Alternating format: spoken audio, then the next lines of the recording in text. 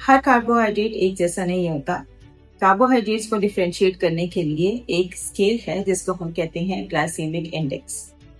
Glycaemic index एक ऐसा scale है जो कि हमें बताता है कि जब हम कोई पर्टिकुलर कार्बोहाइड्रेट खाएंगे तो उससे हमारा ब्लड शुगर लेवल कितना राइज होगा, कितने जल्दी राइज होगा। इस स्केल को हम ये कहते हैं स्टैंडर्ड है ग्लूकोज, यानी कि अगर आप ग्लूकोज लें, उसको पानी में घोल के पी लें तो वो डायरेक्टली एब्सॉर्ब होकर हमारे ब्लड में चला जाता है और फौरन से ब्लड शुगर लेवल बढ़ा देता है। ग्लूकोज का ग्लाइसेमिक इंडेक्स 100 होता है। इससे हम दूसरे सारे तमाम कार्बोहाइड्रेट्स को कंपेयर करके उनका ग्लाइसेमिक इंडेक्स मेजर करते हैं। ग्लाइसेमिक इंडेक्स की आमतौर पे 3 कैटेगरीज होती हैं। कुछ खाने हाई ग्लाइसेमिक इंडेक्स के होते हैं, कुछ मीडियम में आते हैं और कुछ लो में आते हैं। हाई ग्लाइसेमिक इंडेक्स होता है 70 to 100।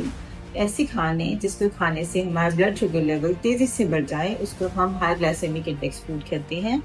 High glycaemic index food में शामिल हैं glucose, white bread, rice cakes, cornflakes और highly processed breakfast cereals. Medium glycaemic index food वो होती हैं जिनका ग्लाइसेमिक इंडेक्स स्केल 56 to 69 होता है। ये हमारे ब्लड ग्लूकोज लेवल को मॉडरेटली राइज करती हैं।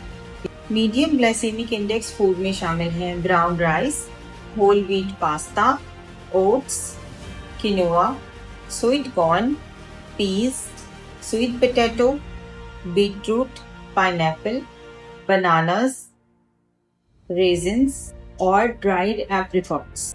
लो ग्लाइसेमिक इंडेक्स फूड वो हैं जिनका ग्लाइसेमिक इंडेक्स स्केल होता है 0 से 55 तक।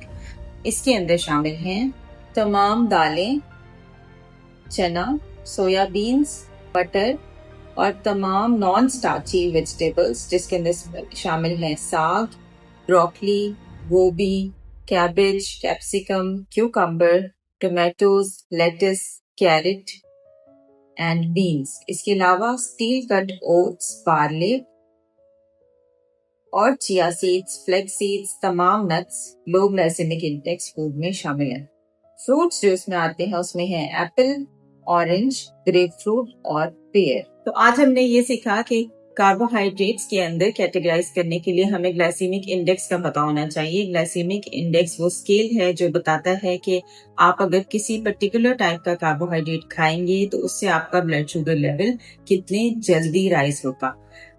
हाई ग्लाइसेमिक इंडेक्स फूड जो है उन लोगों के लिए बुरे हैं जो कि डायबिटिक हैं, प्री डायबिटिक हैं या फिर अपना वेट कंट्रोल कर रहे हैं, क्योंकि अगर आपका ब्लड शुगर लेवल जल्दी से राइज होगा तो उसके रिस्पॉन्स में आपका इंसुलिन लेवल भी बढ़ेगा और इंसुलिन का लेवल जितना ज्यादा होगा फैट स्टोरेज उतनी इजी होगी और फैट लॉस करना उतना ज्यादा मुश्किल हो जाएगा।